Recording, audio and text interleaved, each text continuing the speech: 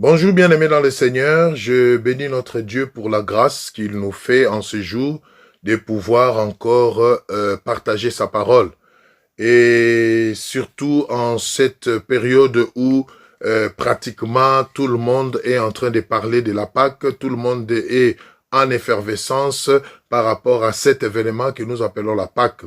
Alors nous voulons aujourd'hui ensemble, à la lumière de la parole de Dieu, voir effectivement c'est quoi la Pâque, quelle est sa portée spirituelle, qu'est-ce qu'elle représente aujourd'hui pour nous, pourquoi a-t-elle été instituée, c'était dans quel cadre, c'était pourquoi, et qu'est-ce que la Pâque a accompli, et finalement c'est quoi la Pâque. Donc c'est important. Nous ne voulons pas célébrer un événement dont nous ne maîtrisons pas la portée spirituelle, parce que ça choque quand même quand vous voyez tous les préparatifs, tout ce qui s'est fait dans des familles vis-à-vis de cet événement. Et il y a lieu de se poser vraiment la question si les gens savent ce qu'ils sont en train de célébrer. Donc nous voulons vraiment, à la lumière de la parole de Dieu, et voir rapidement ce qu'est la Pâque. Je vais donc vous prier, s'il vous voulez bien, d'incliner votre tête là où vous êtes pour que nous puissions recommander ensemble ce moment entre les mains du Seigneur. Oui, Dieu de grâce, la Bible dit, vous connaîtrez la vérité vous affranchira. Nous voulons juste, Seigneur, à la lumière de ta parole, ô Dieu, comprendre ce qu'est la Pâque et quel est son impact surtout dans notre vie, Seigneur Jésus.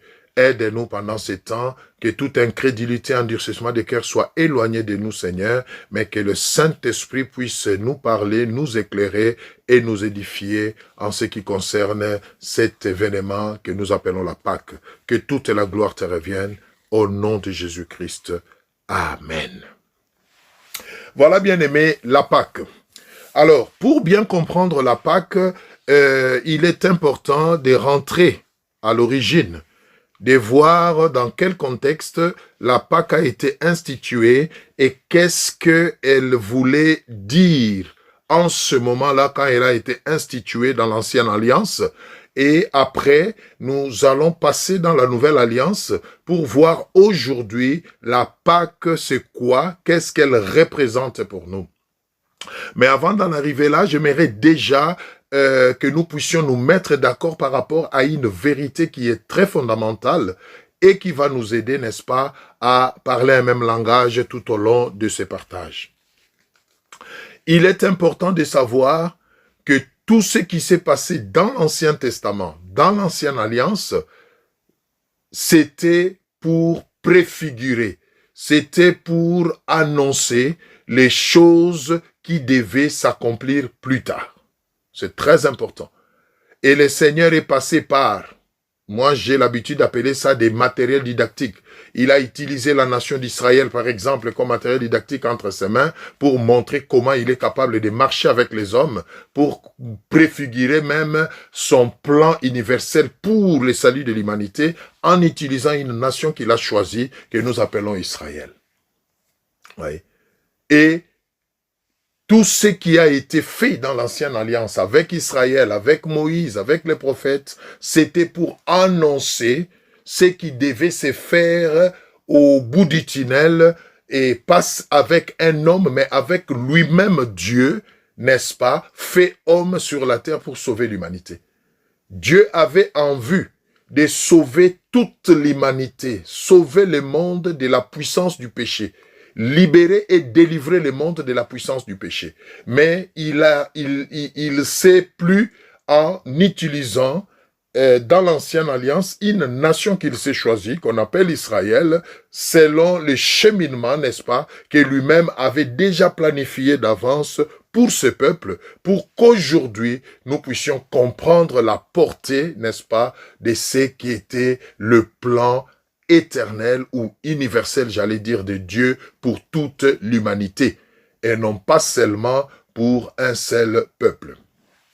Alors, nous rentrons dans l'Ancien Testament pour voir c'est quoi la Pâque, pourquoi a-t-elle été instituée et à quoi est-ce que la Pâque devait servir. Et nous allons principalement nous contenter de ce passage d'Exode 12. Je vais vous prier donc de prendre Exode 12 et nous allons lire pour comprendre ce qu'est la Pâque déjà quand elle a été instituée. Exode 12, nous lisons du 3e verset au 7e. Après, nous allons lire du 8e verset au 13e. Et nous lirons aussi du 21e verset au 23e. Et enfin, du 29e verset au 39e. Nous prenons vraiment ce qui nous intéresse dans les cadres de la Pâque pour gagner du temps. Alors, Exode 12, 3 à 7, nous lisons. Parlez à toute l'assemblée d'Israël et dites, les 10e jour de ce mois, on prendra un agneau pour chaque famille, un agneau pour chaque maison. Si la maison est trop peu nombreuse pour un agneau, on le prendra avec son plus proche voisin. Selon le nombre de personnes, vous compterez pour cet agneau d'après ce que chacun peut manger. Ce sera un agneau sans défaut, mâle, âgé d'1 an. Vous pourrez prendre un agneau ou un chevreau. Vous les garderez jusqu'au 14e jour de ce mois, et toute l'assemblée d'Israël l'immolera entre les 2 soirs. On prendra de son sang et on en mettra sur les 2 poteaux et sur les linteaux de la porte de maison où on le mangera. Nous prenons 8 à 13. Cette même nuit, on en mangera la chair rôtie au feu, on la mangera avec de pain sans levain et des herbes amères. Vous ne les mangerez point à demi-cuit et bouilli dans l'eau, mais il sera rôti au feu, avec la tête, les jambes et l'intérieur. Avec la tête, je disais donc, les jambes et l'intérieur. Vous n'en laisserez rien jusqu'au matin, et s'il en reste quelque chose, le matin, vous les brûlerez au feu. Quand vous le mangerez, vous aurez vos reins sains, vos souliers aux pieds, et votre bâton à la main, et vous le mangerez à la hâte. C'est la Pâque de l'Éternel. Ça, c'est ce qui nous intéresse. C'est la Pâque de l'Éternel. Alors, c'est la Pâque de l'Éternel. C'est quoi? Bien aimé, je situe le contexte ici.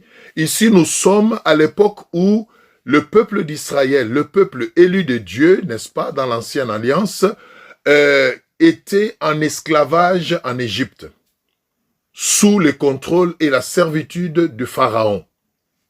Et le temps fixé par Dieu était venu, n'est-ce pas, pour que Dieu puisse libérer son peuple comme les prophéties les annonçaient. Comme il l'avait annoncé au préalable à Abraham avant même qu'Israël ne soit formé. Dieu a dit en son temps à Abraham, je te ferai une père des multitudes, père des nations. Et le peuple qui sortira de toi sera en esclavage en Égypte pendant 400 ans. Et après cela, je le délivrerai de l'Égypte et je le ramènerai sur cette terre, c'est-à-dire Canaan où tu es, pour qu'il puisse en prendre possession. Voyez? Là, nous sommes maintenant dans l'accomplissement, au fait, de cette promesse que Dieu avait faite en son temps à Abraham, son serviteur, notre père dans la foi. Alors, Dieu s'adresse à Moïse, qui était le leader cette fois-là. Il dit à Moïse, préviens le peuple. Vous allez prendre un agneau. Et il donne les caractéristiques de cet agneau. Il dit, cet agneau sera sans défaut. Vous allez le prendre par famille et vous allez l'immoler. C'est-à-dire les tuer, l'égorger entre 2 soirs, le 14e jour. Et vous prendrez du sang qui sortira de cet agneau immolé, vous les mettrez, vous l'appliquerez sur vos portes de maison, et ça sera la Pâque de l'Éternel. Alors, si nous devons déjà nous contenter de ce que nous venons de lire, nous disons donc que la Pâque, c'est l'agneau qui devait être tué, c'est-à-dire immolé, et dont le sang devait être placé sur les portes des enfants d'Israël, et nous verrons plus tard pourquoi. Dieu a voulu que ça soit ainsi, nous allons lire ça.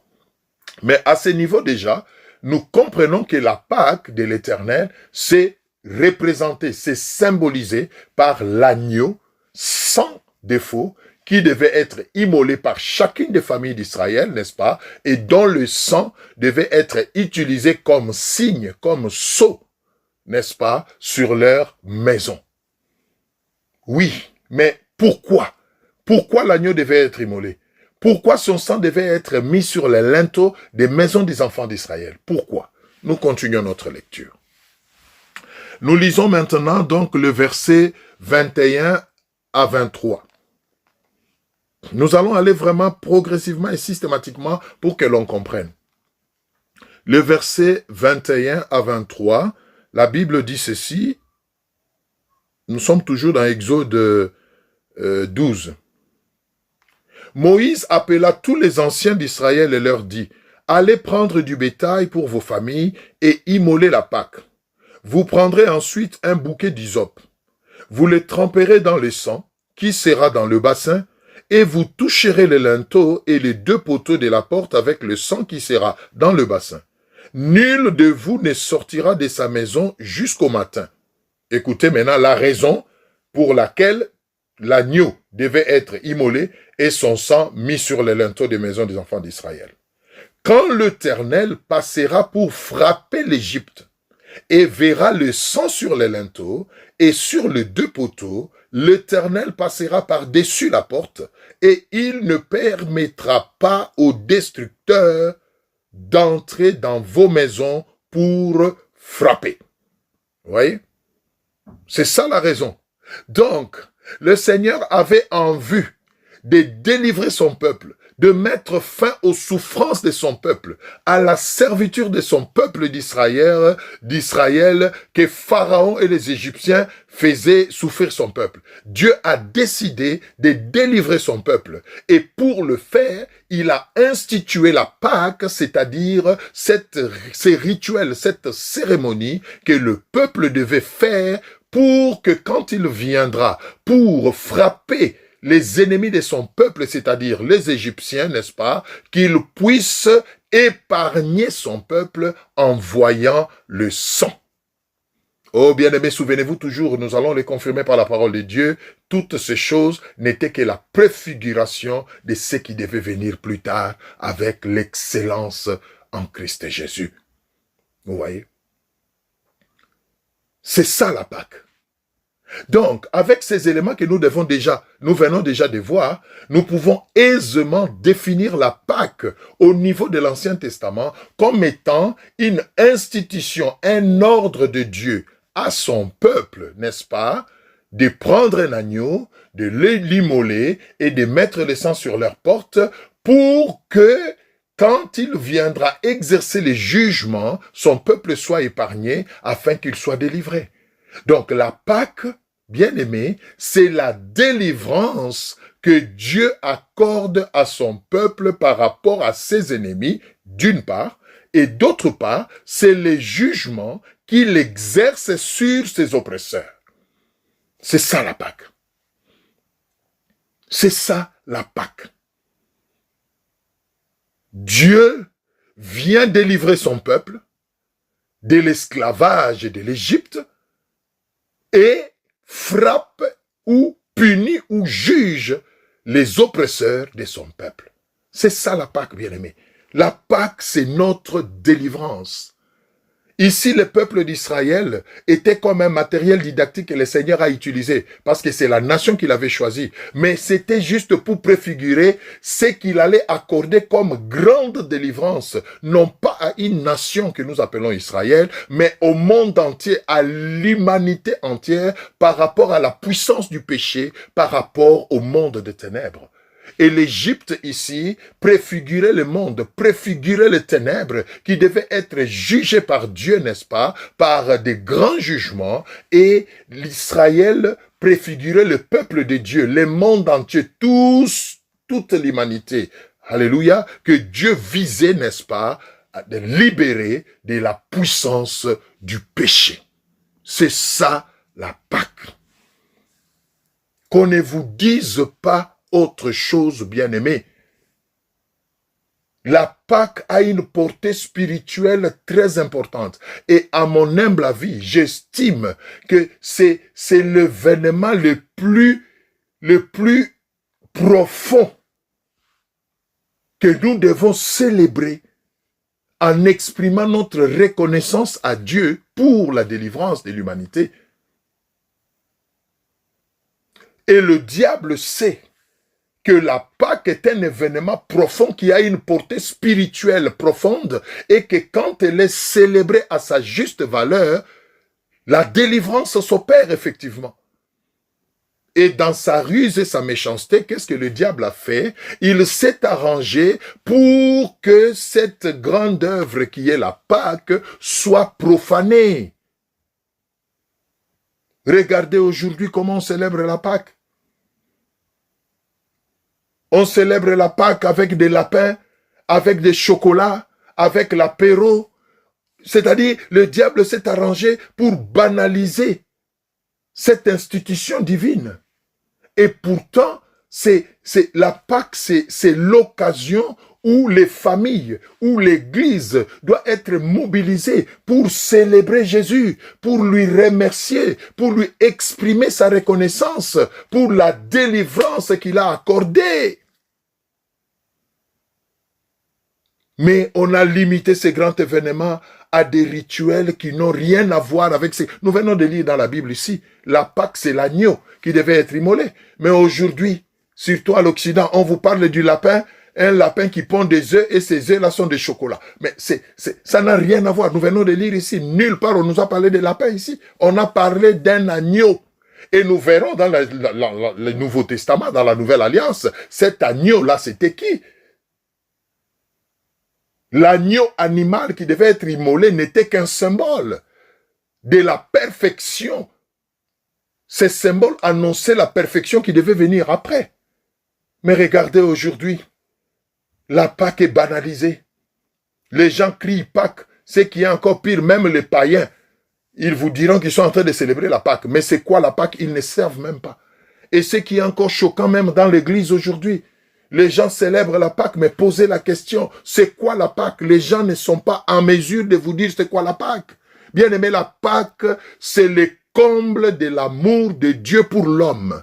C'est le comble de l'amour de Dieu pour l'humanité. C'est Dieu qui s'est fait homme, alléluia, pour mourir à la croix et nous sauver. Et il préfigure ça par l'image de l'agneau dans l'Ancien Testament, en passant par Israël, son peuple, mais nous allons voir dans la Nouvelle Alliance comment cela s'est accompli. C'est ça la Pâque. La Pâque, ce n'est pas une occasion de prendre un verre avec les amis en mangeant des chocolats. C'est pas ça la Pâque. Ça, c'est profaner. Ça, c'est méconnaître même la portée spirituelle de la Pâque.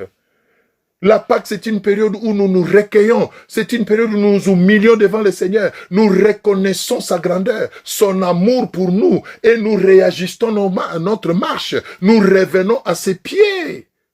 C'est ça la Pâque. Mais le diable a profané ce grand événement. Ma prière est que vraiment, nous qui sommes enfants de Dieu, nous puissions faire la différence. Ne célébrons pas la Pâque comme le monde la célèbre. Célébrons la Pâque différemment, afin que le monde s'interroge et que nous soyons en mesure de dire au monde c'est quoi la Pâque. C'est ça notre rôle d'enfant de Dieu.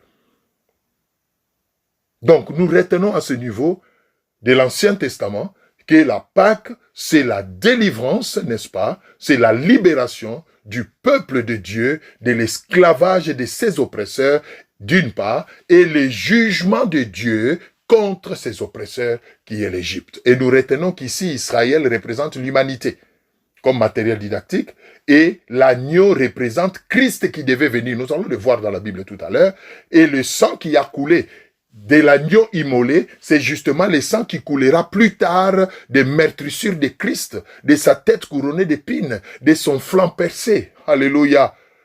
Et il nous a libérés du péché, de la puissance des ténèbres qui est reconnue ou représentée ici dans l'Ancienne Alliance par l'Égypte et Pharaon.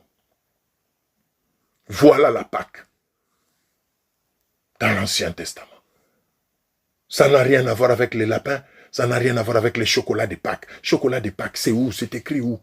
Ça, ce sont les habitudes humaines, ce sont les usages humains. Et les gens perpétuent ces habitudes sans se donner la peine de chercher à savoir quelle est l'authenticité de ces choses, quelle est la bonne information. Le peuple de Dieu est devenu naïf. Il ne cherche pas à connaître. Il s'accommode aux habitudes qu'il a trouvées. Et vous verrez les gens dire, ça a toujours été célébré comme ça. Ceux qui nous ont précédés ont fait comme ça. Oui, ce n'est pas parce que ceux qui vous ont précédés ont fait cela, que cela est ce qui doit être fait. Cherchez, scrutez la parole. Faites les choses telles que la parole les déclare. C'est très important. Alors maintenant, pour terminer, dans la Nouvelle Alliance, oh c'est beau la parole de Dieu, et nous allons voir maintenant l'accomplissement. Là, nous venons de voir la préfiguration. Alléluia. Nous venons de voir l'ombre de ce qui devait arriver. Voyons maintenant l'accomplissement, la véritable Pâque qui a été accomplie dans la Nouvelle Alliance.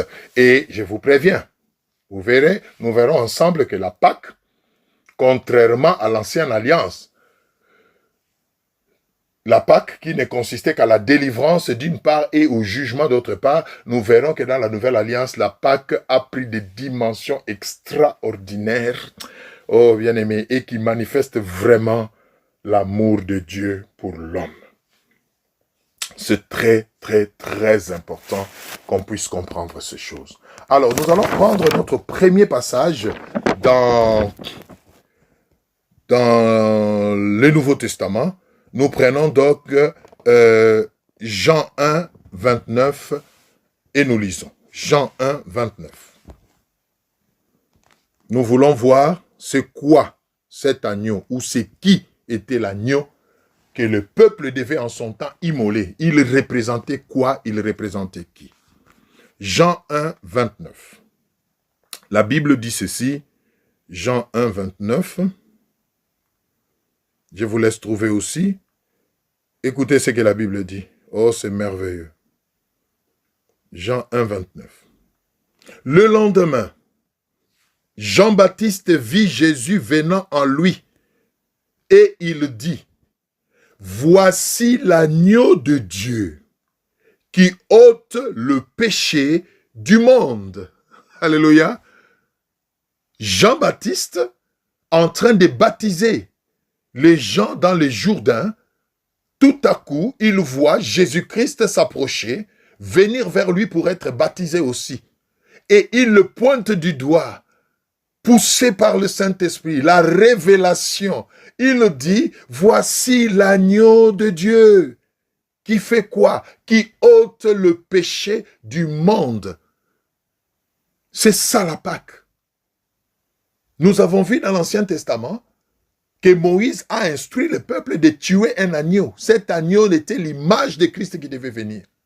Mais ici, Jean-Baptiste nous donne la vraie dimension de l'accomplissement. Il dit l'agneau de Dieu, c'est-à-dire Jésus-Christ, mais qui ôte le péché, qui délivre le monde du péché. Jésus n'est pas venu pour délivrer Israël seulement comme nation. Non, il est venu délivrer le monde entier. Mais cette venue a été annoncée, a été préfigurée par la délivrance d'Israël, selon que le Seigneur a prévu cela pour annoncer cette grande délivrance du monde entier. Donc, cela nous amène à dire qu'aujourd'hui, l'agneau de Dieu, qui est la Pâque de l'Éternel, c'est Jésus-Christ. Et qui ne vient pas pour nous libérer de l'Égypte, qui vient pour nous libérer de la puissance du péché qui était représentée par l'Égypte dans l'Ancien Testament. Oh, je prie que quelqu'un comprenne quelque chose. C'est très important. C'est très important. La Pâque aujourd'hui, c'est Jésus-Christ, cet agneau qui a été immolé pour notre salut. C'est très important. Nous allons prendre notre passage pour toujours voir comment cet agneau nous a été donné. Nous prenons Hébreux 10, Hébreux 10, 1. Hébreux 10, 1. Et nous allons lire le 5e verset. Je vous laisse trouver Hébreux 10, 1. Nous lisons le 5e verset et puis après nous allons lire, nous lisons 5 et... Non, Hébreux 10, nous lisons 1, 5 et 9. Voilà. Hébreux 10, 1. Écoutez. Nous voyons maintenant ce que j'ai annoncé à l'introduction, que toutes ces choses qui s'étaient passées dans l'ancienne alliance ne préfiguraient que des choses à venir. La Bible nous les confirme dans le Nouveau Testament.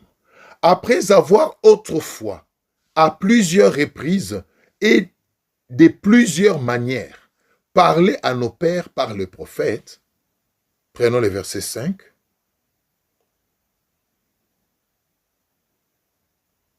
Non, j'ai dit Hébreux 10, c'est ça? Hébreux 10, 1, et puis 5 et 9. Hébreux 10, 1.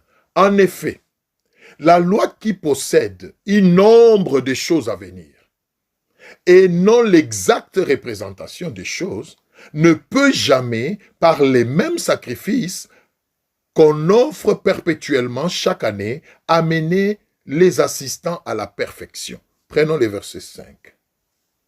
C'est pourquoi Christ, c'est-à-dire les sauveurs, entrant dans le monde, dit: tu n'as voulu ni sacrifice, ni offrande, mais tu m'as formé un corps. Et enfin, le verset 9, il dit ensuite: voici, je viens pour faire ta volonté. Il abolit ainsi la première chose pour établir la seconde. Bien-aimé, Christ est l'agneau qui a été annoncé. Il a pris un corps. Il est venu.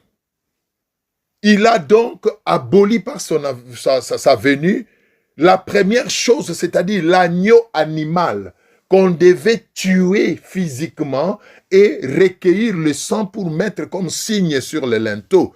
Christ est venu abolir cela parce que c'est lui le véritable agneau qui a donné de son propre sang à la croix, n'est-ce pas? Et aujourd'hui, l'ancienne préfiguration n'a plus sa place, mais c'est l'œuvre de la croix qui a supplanté ce qui était préfiguré, qui a accompli ce qui était annoncé. Cela veut dire qu'aujourd'hui, pour célébrer la Pâque, nous n'avons plus à aller prendre un agneau comme un animal, les tuer et prendre son sang, commencer à faire des rituels. Non, l'agneau véritable, c'est Jésus-Christ qui est allé à la croix une fois pour toutes, qui a versé de son sang pour nous, par sa tête couronnée d'épines, par son dos flagellé, déchiqueté, meurtri, par ses mains et ses pieds cloués et son flanc percé par une lance. C'est sang qui a jailli une fois pour toutes. C'est ça notre délivrance aujourd'hui. C'est ça notre Pâque aujourd'hui. Et nous n'avons plus à prendre un animal pour aller faire un sacrifice. Mais nous n'avons qu'à croire en cette œuvre de la croix. Nous n'avons qu'à invoquer ce sang qui a coulé une fois pour toutes, afin que nous soyons purifiés de nos péchés, afin que nous soyons restaurés, afin que nous soyons lavés et régénérés. C'est ça la Pâque aujourd'hui. Bien-aimé. C'est ça la Pâque. Mais malheureusement, jusqu'aujourd'hui, il y a des gens qui prétendent célébrer la Pâque et qui vont dans des boucheries aller chercher la viande d'agneau, préparer la viande d'agneau et manger ensemble en famille. Ils disent c'est ça la Pâque. Ça n'a rien à voir. Notre Pâque aujourd'hui, ce n'est plus l'agneau animal qui doit être immolé, comme du temps de Moïse. C'était l'ombre des choses à venir. L'accomplissement qui est Jésus-Christ a aboli ce qui était passé et a établi ce qui est le véritable. L'agneau aujourd'hui, c'est Jésus-Christ mort et ressuscité. C'est Jésus-Christ de Nazareth, notre agneau. C'est lui notre Pâque. C'est lui notre délivrance. C'est lui le jugement de nos ennemis. C'est lui le Dieu qui nous justifie par sa mort et sa résurrection. C'est ça la Pâque. C'est ça la Pâque. C'est ça la Pâque. Ce n'est pas les lapins et les chocolats. Ce n'est pas l'apéro. autour des chocolats. Non. La Pâque est profonde. C'est un événement profond. Et le diable le sait. Voilà pourquoi il a diffamé ça. Il a bradé ça. Et l'Église et les enfants de Dieu ne veulent pas revenir à ce qui est authentique, à ce qui est écrit dans la parole de Dieu. Mais malheureusement, s'accommode aux pratiques, aux cultures, aux habitudes, aux usages. Et les gens se consolent en disant, ça a toujours été célébré comme ça. Ce n'est pas parce que quelque chose a toujours été fait qu'elle est vraie. Non. Non. Faisons la différence, bien-aimés. Faisons la différence. Faisons la différence. La Pâque, ce sont des moments où l'Église se mobilise, le peuple de Dieu se mobilise, organise des séminaires, des prières, des reconnaissances, des délivrances, alléluia, comme l'Égypte, comme de l'Égypte, le peuple est sorti, la Bible dit par une main puissante. Ce sont des moments où des délivrances doivent s'opérer dans l'Église, au nom de Jésus. Les malades doivent être guéris miraculeusement, les paralytiques doivent marcher miraculeusement à cause de la Pâque. Mais on se contente des chocolats et des lapins. On se contente de prendre l'apéro. Nous fêtons la Pâque. Vous passez à côté de la plaque, bien-aimés. Revenons aux Écritures. Faisons les choses telles que la parole de Dieu les déclare. Vous voyez les chrétiens aujourd'hui se ruer dans des rayons de supermarchés en train de faire des provisions de chocolat. Parce que c'est la Pâque. Un parent chrétien qui célèbre la Pâque en achetant des chocolats aux enfants, au lieu de les faire asseoir, de leur parler de Christ, alléluia, de présenter vos choses, vos problèmes devant le Seigneur et de prier avec ferveur pour que quelque chose se passe. Non, vous vous gavez des chocolats et des lapins. Depuis quand les lapins commencent à pondre des chocolats? Dois-je vous rappeler que les lapins, c'est un vivipare? Les lapins ne font pas des œufs.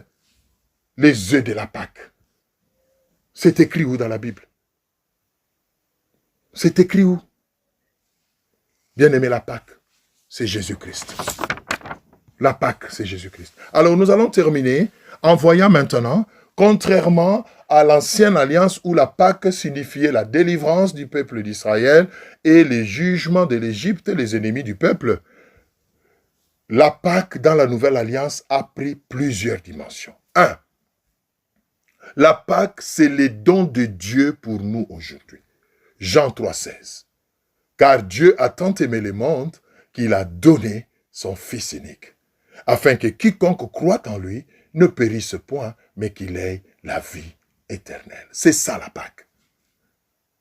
Dieu a mis les combles dans son amour. Il a donné Jésus-Christ, l'agneau immolé. Ce n'est plus un animal, c'est Dieu fait homme aujourd'hui. C'est ça la Pâque. Deuxième chose, la Pâque aujourd'hui c'est quoi? Ce n'est pas seulement les dons de Dieu. La Pâque aujourd'hui c'est notre salut en Jésus-Christ. Jean 1, 12 à 13. À tous ceux qui l'ont reçu, à tous ceux qui croient en son nom, il a donné, alléluia, le pouvoir de devenir enfants de Dieu. Et on précise, lesquels sont nés ni de la chair, ni de sang, ni de l'homme, mais de l'Esprit de Dieu. C'est ça la Pâque. Nous passons des ténèbres à la lumière. C'est ça la Pâque. En croyant en Christ Jésus. Et j'ouvre une parenthèse ici. Vous qui refusez de croire en Jésus, vous qui vous dites athées, vous qui vous dites incrédules, il est temps que vous puissiez changer de camp. Croyez en Jésus. C'est lui la Pâque. C'est lui le salut de Dieu. En dehors de lui, il n'y a pas de salut. La Pâque, c'est un moment où l'Église doit évangéliser, doit gagner des âmes pour le Seigneur. Pas leur donner des chocolats et des lapins. Non. La Pâque, troisième chose. Aujourd'hui, la Pâque pour nous, c'est quoi? C'est notre délivrance et notre paix. Alléluia. La Pâque, c'est notre délivrance et notre paix. Romains 5.1. Romains 5.1. Qu'est-ce que la Bible dit? Nous allons lire Romains 5.1. Je vous laisse trouver. Romains 5.1. Lisons rapidement. Romains 5.1. Oh, gloire à toi, Seigneur. Romains 5.1. Écoutez ce que la Bible dit. Romains 5.1. Étant donc justifiés par la foi, nous avons la paix avec Dieu par notre Seigneur Jésus-Christ. Bien-aimés, c'est ça la Pâque. Dieu s'est réconcilié avec l'humanité, comme la Bible dit.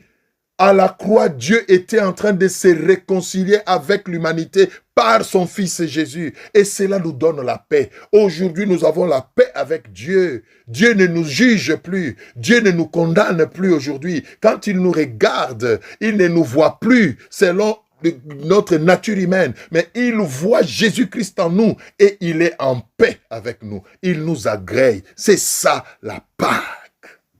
C'est ça la Pâque. Romains 8, 1.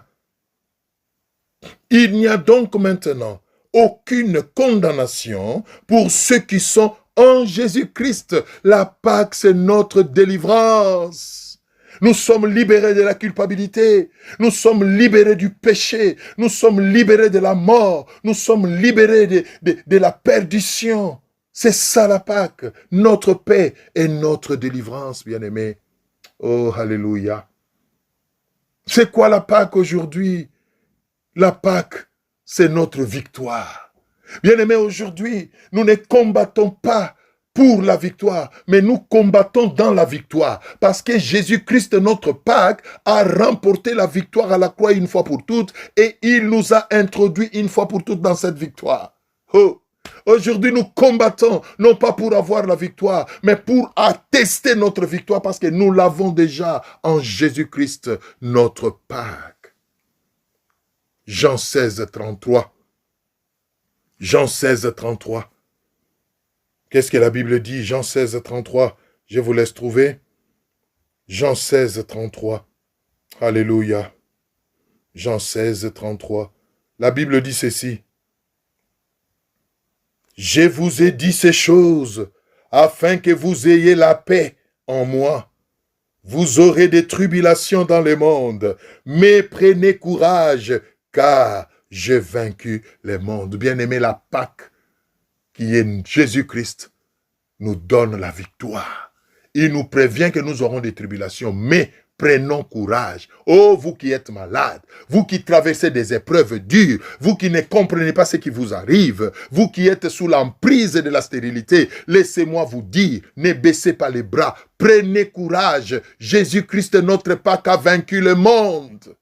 Faites-lui confiance, ces épreuves ne vous emporteront pas. La victoire est certaine, elle a été acquise depuis la croix. Vous allez vivre cette victoire. Croyez en ces choses, déclarez-les, proclamez-les. C'est ça la foi. C'est ça la Pâque. C'est ça la Pâque. Gloire à Jésus. Gloire à Jésus. Et enfin pour couronner le tout, c'est quoi la Pâque aujourd'hui pour nous? La Pâque aujourd'hui pour nous, c'est la vie éternelle avec Jésus. C'est la vie éternelle avec Dieu. Oh bien-aimé, quand tout va s'arrêter sur cette terre, vous n'êtes pas sans espérance. Nous avons l'espérance de vivre éternellement avec le Seigneur dans les airs, dans les cieux. Il l'a promis, il reviendra nous chercher. Il a dit, il y a beaucoup de demeures dans la maison de mon Père. Je m'en vais vous préparer une place. Et quand je l'aurai fait, je reviendrai vous chercher, afin que là où je suis, vous y soyez aussi. Et quand nous lisons 1 Jean 5, 20 à 21, la Bible dit, nous sommes dans le véritable, qui est son Fils Jésus-Christ. C'est lui le Dieu véritable et la vie éternelle. Bien-aimé, Jésus-Christ, notre Pâque, nous donne la vie éternelle. Il ne nous donne pas seulement la délivrance dans cette vie sur terre. Il ne nous donne pas seulement le salut. Il ne nous donne pas seulement la délivrance sur cette terre, mais il nous accorde ce qui est définitif. Alléluia. La plus grande bénédiction de la Pâque, c'est la vie éternelle. La vie éternelle, bien-aimé. C'est ça la Pâque. C'est ça la Pâque. Oh, je sens des choses monter en moi. Vous savez, quand on parle de la Pâque, quand on parle de la croix, même notre âme est excitée. Je vais prier. Vous tous qui avez des soucis, je ne sais pas, vous êtes peut-être malade en ce moment. Vous êtes en train peut-être de traverser des moments difficiles. Vous ne comprenez rien de tout ce qui vous arrive. C'est peut-être votre couple qui est en péril. C'est peut-être vos enfants qui vont en vrille. C'est peut-être votre carrière qui est compromise. Je ne sais pas. C'est peut-être votre mariage qui est en train de s'envoler. C'est peut-être la maternité qui vous manque. Je ne sais pas. C'est peut-être un problème financier. Oh, laissez-moi vous dire, qu'en ces jours de Pâques, croyez que la victoire est certaine. Croyez que la victoire est certaine dans le nom puissant de Jésus. Et moi, je viens par la foi déclarer au nom de Jésus que vos épreuves prennent fin aujourd'hui. Au nom de Jésus, que vous entrez dans les repos. Au nom de Jésus, recevez votre guérison, vous qui êtes malade. Au nom de Jésus, recevez la paix, vous qui êtes troublés. Au nom de Jésus, que les portes de bénédiction s'ouvrent devant vous. Au nom de Jésus, tournez des pages, commencez une nouvelle page toute blanche avec le Seigneur. Au nom de Jésus, que les opportunités de percée et d'élévation se présentent devant vous, devant vos familles, dans le nom puissant de Jésus. Oh, alléluia. Merci Seigneur. Merci pour l'œuvre de la croix. Nous te remercions, Papa, et nous te disons merci. Bien-aimé, continuez à prier de cette manière aujourd'hui. Célébrez la Pâque en réclamant ce qui est à vous au nom de Jésus. En proclamant la victoire, la guérison, la délivrance. En proclamant votre salut en Jésus-Christ. C'est ça la Pâque. C'est ça la Pâque. Notre salut. Que le Seigneur vous bénisse. Qu'il vous comble de ses bienfaits. Qu'il vous multiplie ses faveurs. Que les hommes, les circonstances et les temps vous soient favorables. Et que sa paix qui surpasse toutes choses remplisse vos cœurs et garde vos pensées pures en Christ Jésus. Je prie avec foi et action de grâce. Amen. Voilà, bien-aimés, que le Seigneur vous bénisse et je vous dis à une prochaine occasion.